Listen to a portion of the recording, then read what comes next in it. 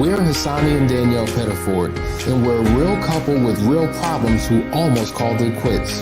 I was very frustrated. I became very disconnected, very jaded and cold. We have 4 children, going on 20 years of marriage, and we practice what we preach. Our mission, to change the way couples relate to one another and teach them the skills needed to improve the quality of their relationships. This is the Couples Academy Show. Well, good morning, everyone. Welcome to the Couples Academy Show. My name is Hassani. Glad to have you with me. I want to know where you're dialing in from, what city, what state, what country. We want to see what you are repping so that we can acknowledge you. Listen, guys, we're going to dive in today. We've been in this series on micro-cheating, and the extension of that has been the dangerous partner profile. We've been unpacking all the components that make this thing so risky. And so we have to be intentional about how we approach life and how we approach relationships so that we don't fall into these pitfalls. But listen, before we get started, we want you to share. Let the community know that we are on live. There's so many people who are going through challenges and need help. They need relief. They need insight. And so you can be an agent for change by just clicking that share button with your community, because you just never know what some people are going through. Also, this weekend, we're excited because it's the last chance weekend. I love the fact that we've been getting phone calls and emails and texts the last couple of days. So listen, if that's you, feel free to reach out to us. We have a nice crowd. It would be a great addition if you joined us. So check out this video. We'll be right back to get started with our conversation.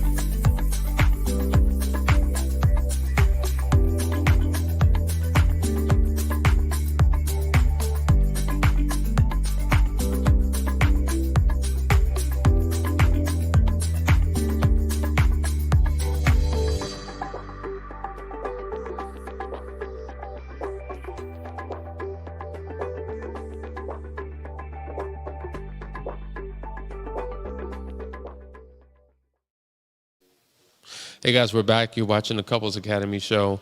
We're talking about this conversation of the dangerous partner profile.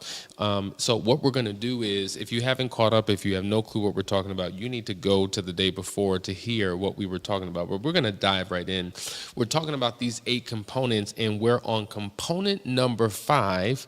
And listen, have you ever heard somebody say, listen, it's not you, it's me, right?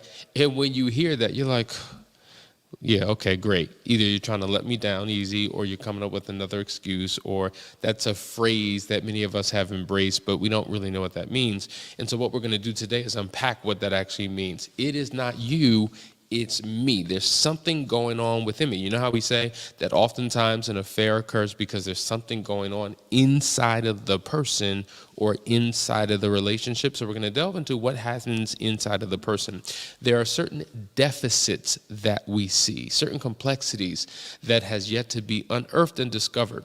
And so one of those deficits is what we call the family of origin deficit. Okay, the family of origin deficit. Now, we have all been soaked and saturated in a family dynamic, things that we learned, lessons that we learned in our childhood that oftentimes we took into our adulthood. And so as a result of those lessons and the way that we responded to things, it shapes how we approach life, what we have a desire for, what we have fears of, things of that nature. So the messaging that we receive from childhood has shaped us.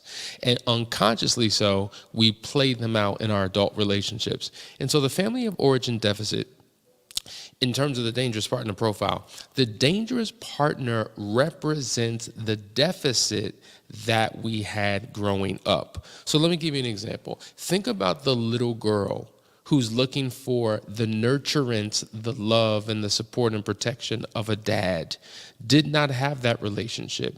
And because she didn't experience love from her father, have you ever heard this term, looking for love in all the wrong places, right? So even within the confines of a relationship where the love should exist, you find that you are still searching for something that you do not have. Or it's the little boy that did not receive the nurturance, that did not receive any type of love or connection with the opposite sex parent, or possibly the same sex parent.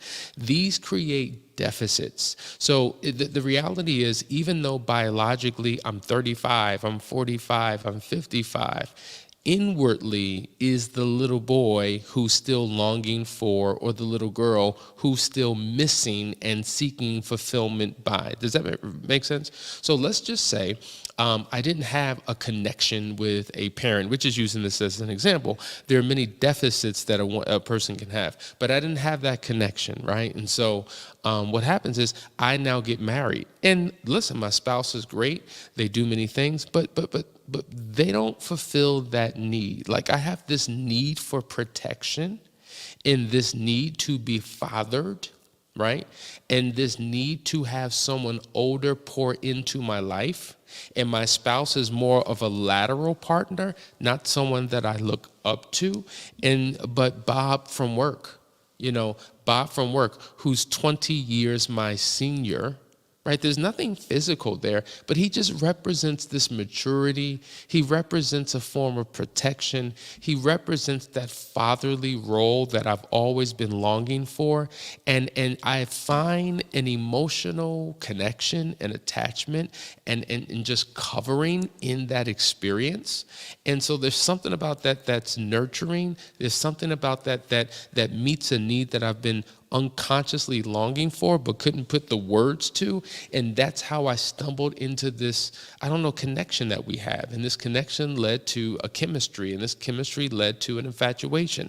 And this infatuation led to a deep emotional attachment that I now have with someone outside of my marriage, because there was a void, something was missing in my youth. And now it's fulfilled in this particular individual. So we see the same thing with men, right? So it's not gender specific, but these are just some of the examples. And so maybe in your childhood, you were looking for protection.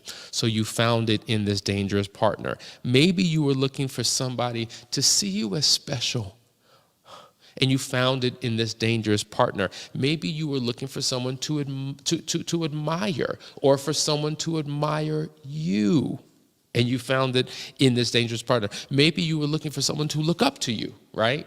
Now, your spouse is so independent, your spouse is so self-sufficient, but there's a need for someone to look up to you because of a deficit from your family. And because your spouse doesn't look at you that way, you have a need for it. Like, I've heard in times past, many men talk about, listen, because, and this is trailing off, but it's kind of related. Within my relationship, I just don't feel like I can be a man because, my wife makes more money than me. So she doesn't need me. And so it goes back to the attachment pattern we were talking about a day or so ago. I need to feel needed.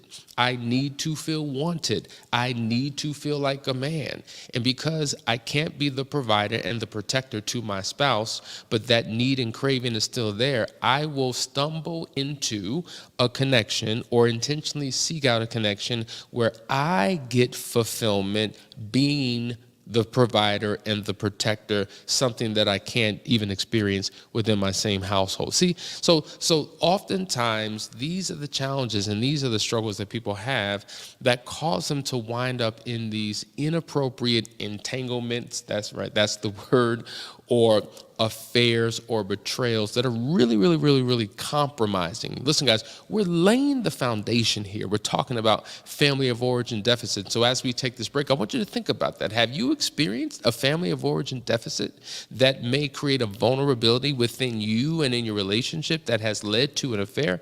If that's you, Sila, think about it. Listen, guys, we'll be right back after this short break. Stay right there.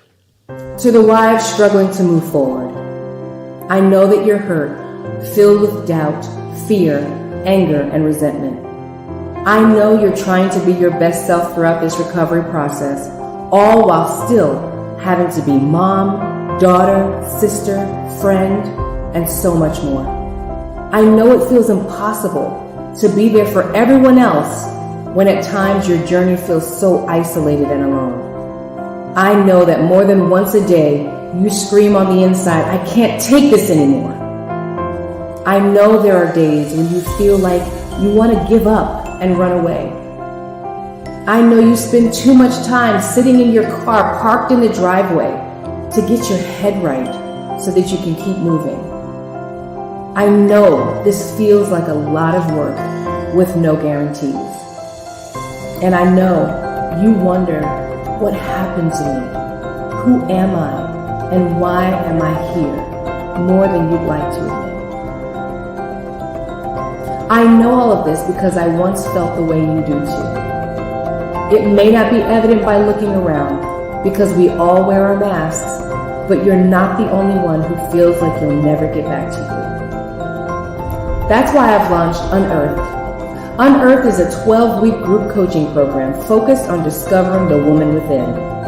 Just as the earth hides all kinds of precious stones waiting to be found, buried within every woman are the seeds of wisdom, strength, purpose, and passion waiting to be brought to the light.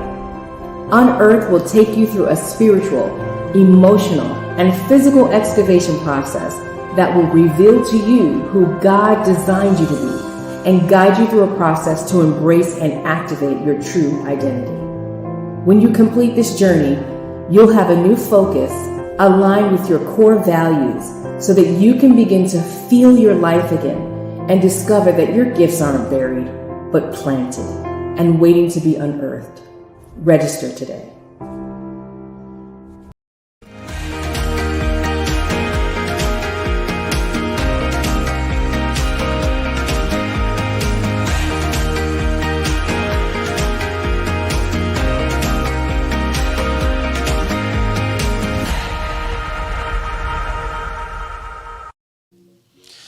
Hey guys, we're back. You're watching the Couples Academy show. I just want to acknowledge all of our Instagram family who are watching today. We appreciate you. Even for those who watch the replay, some of you don't come on live at all, or if you are on live, we never know. But we just want to acknowledge the replays, right? Because you are important. So even though we don't see you live, we are communicating directly to you. Also, for those that are on Facebook, it's Robin's World, JJ, Ralph, Yvetta, so on and so forth. You know who you are. We're just glad that you're with us here today. Listen, a question came in we want to acknowledge. My husband only had one previous adult relationship before he married or before we married.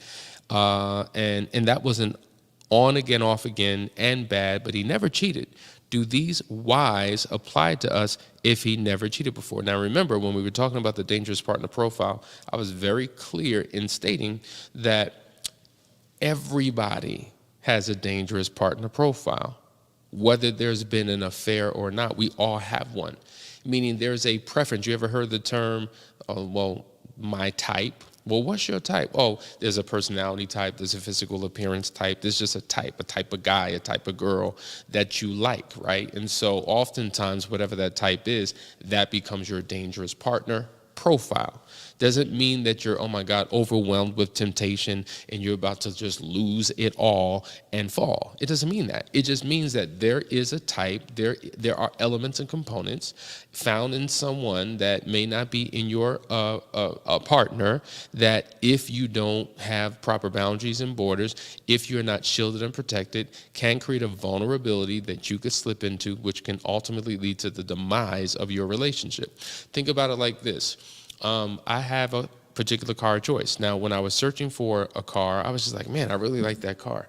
And I would stay to that car, and I was just like, yeah, I'm getting that car. And then all of a sudden, like literally less than a week before making that purchase, I found out about another car. And I'm like, oh, I didn't even think about it. And it just made more sense. It made more sense. And I'm like, okay, it meets all of these needs. It makes more sense. I actually like it. The more I watch videos on it, I'm like, yeah, I like this car. Now, did I stop liking that car? No. When I see that car, do I say, man, that car is something else? I still admire that car. It doesn't mean that I'm turned off. I hate and have a despise and vitriol for that particular vehicle. No, but this is my vehicle of choice. And this is where I find all of my fulfillment in. But I still acknowledge that the cars on the road that are great. Right now, I'm using cars as an analogy. But the point is, you've dated probably before you got married. You dated different types of people. You've dated all types of, right? And so there's things that you liked in each one of these experiences. Then you get into a marriage. Your spouse does not represent every single attribute, characteristic that you may have experienced or enjoyed in other people, because you never get all that you want in one person. That's just life. And so, yes, those other qualities that your spouse doesn't represent can represent the dangerous partner profile. You've just got to get to a place where you say, what I have is enough, like I'm good. Even though that's nice over there, yeah, I admire that. Yeah, good for you, whoever has that, but I am good. But I think what happens is we begin to look over and say, I wonder what it could have been. And that's the problem. A lot of times people are not settled and resolved in what it is that they have. They're always looking over to see what life is like. They always think that the grass is greener on the other side, and that's certainly not the case. And so don't get married until you know that you know that you know that you know. Because I hear this all the time from men in particular, and sometimes women, man, for the rest of my life? For the rest, yeah, Joker, for the rest of your life. That's what you signed up for. There's no other options here. That's what a high level of commitment means. That even though there are other things out there that you may admire, I am good with what I have and who I have. Okay, so we were talking about the family of origin deficit. Let's go to the next one, because I think that this is really reflective of what people experience. We call this the marital void. Okay, the marital void. Now, what is that? When a spouse is no longer doing what they once did, okay, and so the nurturance of the relationship is not as great as it once was, because what we did in the beginning of the relationship to draw and attract is typically what we do not do to maintain the relationship. Now, let's explain this. In the beginning of the relationship, it was easy. It was smooth sailing. It was natural. And there were certain ways that we showed up to win and to woo our spouse. And so oftentimes there is this idea of these, well, think about it. Think about AAA, right? If any of you drive a car, some of you may have a AAA membership, and that is what we call roadside assistance when you get into trouble. Well, from a relational perspective, there's something called AAA as well. It's not necessarily used for emergencies, but it's bedside assistance. Now, I'm not implying sex or anything, but the bedside manner, the bedside assistance, the way that you show up that is pleasing for your partner, that convinces them, man, this is good, I want to move forward. There are these 3 A's, but I'm going to add a few more A's to it. And you tell me if you've experienced this. Okay, so number one, there's this willingness to accommodate, right? Accommodations. When you are looking to get into a relationship with someone, you're very accommodating to their likes, to their interests, to their desires, and you come alongside and you enjoy life with them. Very accommodating. You're like, man, this is nice, right? And then the next one is admiration. The willingness to admire, right? To find something so pleasant and sweet and kind in that person. You're admiring them, right? You're affirming them. That's another one, affirmation. That's a love language where you speak life into, you compliment, you use kind words, you edify, you encourage, you have all of these wonderful things. And in early in a relationship, like, we hold on to every single word and, oh my God, I can't believe, right? That's what we do. Another A is to adore, adoration. To give your partner adoration. It just makes them emotionally feel amazing. And then affection, right? That's another one. When we show physical affection, all of these things exist in the beginning of a relationship. But at some point, things shift and change. And when there's a void in the marriage, This is what we call the law of attraction. That's how we were attracted to our partners.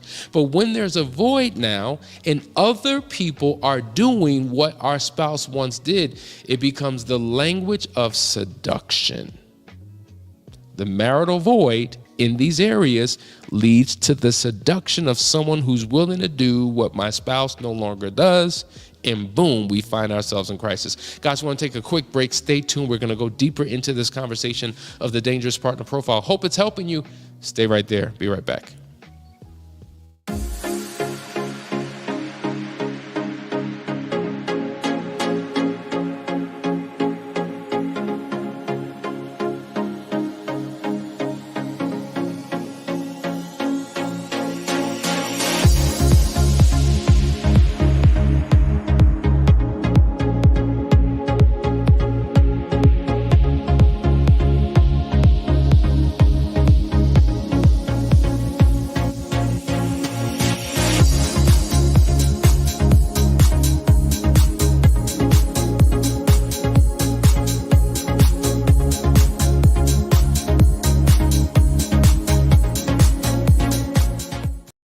Couples Academy is expanding its team to meet the growing demand of people in need of help around the world.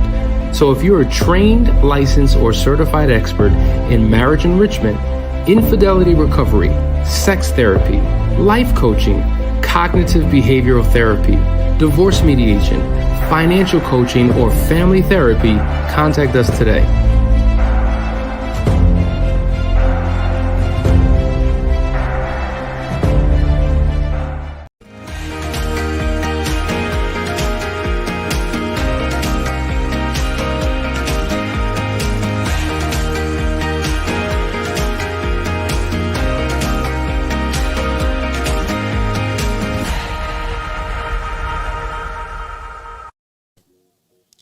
Hey guys, we're back. I'm reading some of these comments that have come in. Here's a comment I just want to get to by D.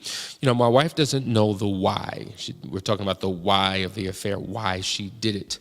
The why she did it. Right. I don't understand how she can just have an affair and don't know what attracted her to him. Please help me understand. Well, I don't believe that she does not know what attracted her to him. That is just, I don't believe it.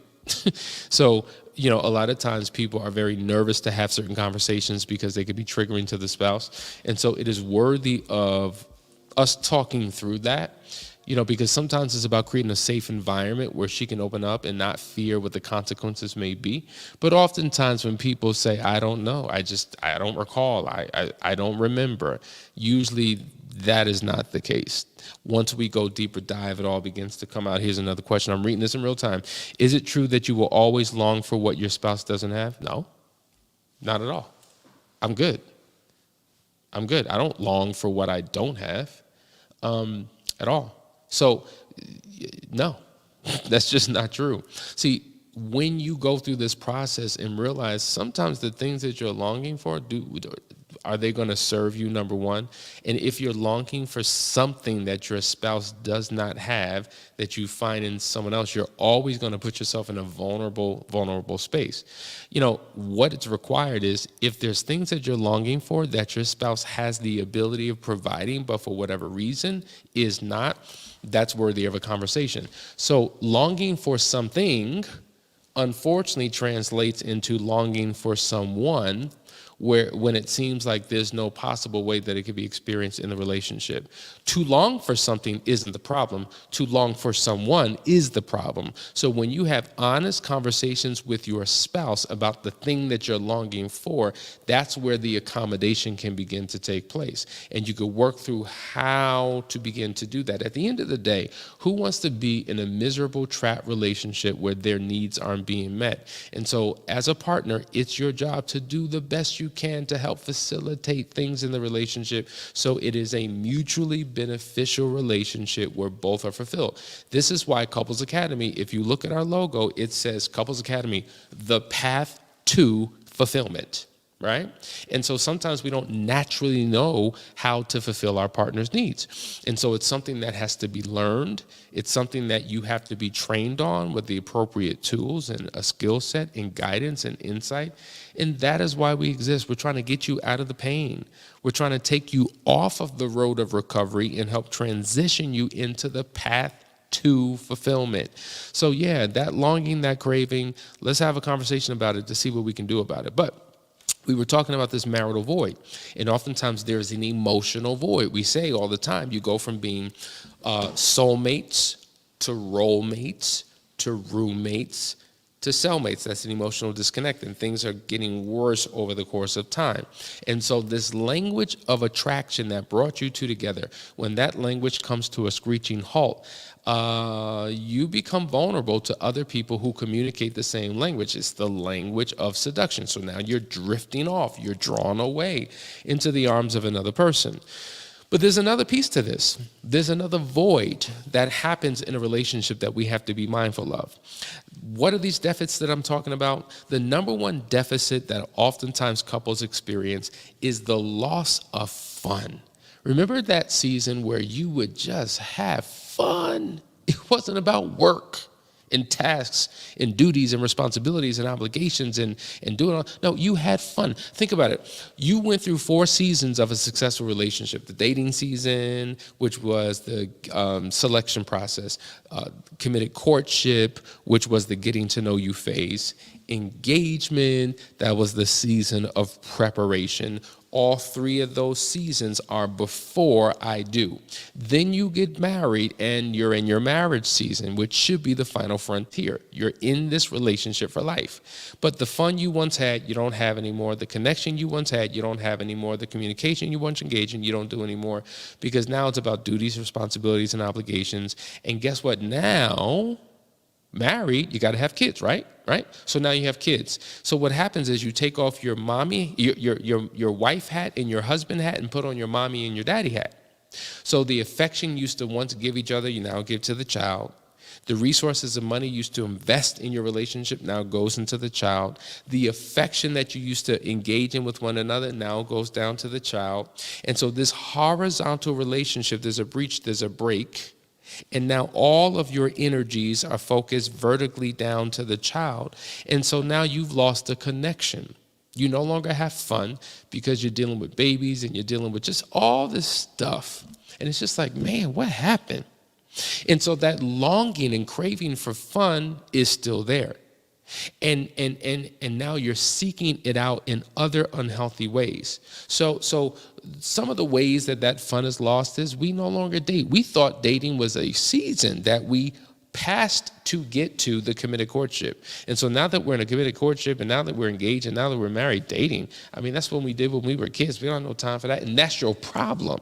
You need to bring those seasons back into your relationship because dating is critically important. And this is why we talk about the importance of a work day and a play day. Another way that the fun is lost and there's a deficit of fun, we don't have any shared hobbies. You know, we used to do things together. We would go on long walks. We would read books together. We would go hiking. We would do all of these amazing things. And it was a regular part of our connection. It was a ritual. But we just stopped doing that. You know, the reality is we grew apart. You had your ideas of fun, I had mine. You had your hobbies, I had mine. You have your friends, I have mine.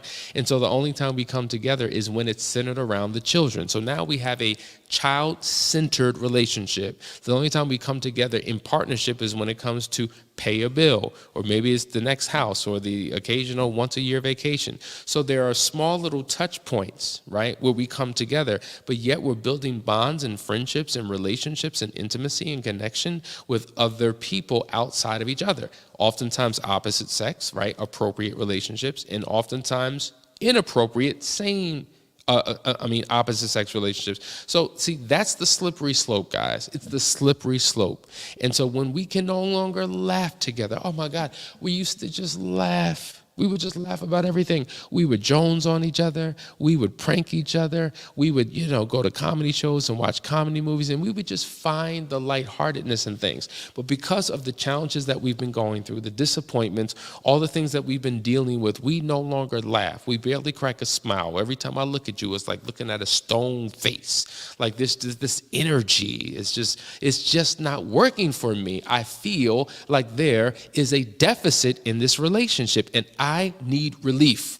I need to de-stress. I need to just get a drink. I'm going to just go to the bar. I'm going to get a drink. And then all of a sudden, you're at the bar, you're having a drink, you're relaxing, and then somebody comes along with a smile. Someone comes along with a compliment. Someone comes along and begins to provide you with the very thing that you've been longing for. And how did I get here? And how did this happen? It happened because of a disconnect. That's why when there's an emotional disconnect, anything can happen in that relationship. Guys, we're talking about the dangerous partner profile. Now, we just went through family of origin deficit and the marital void. I want you to chew on that a little bit. We're not going to go into the next one. I want you to chew on that. Let it marinate. Have a conversation with your partner. That's what this is about. And we'll see you tomorrow and pick up on the next part of this series. Love you guys. Take care.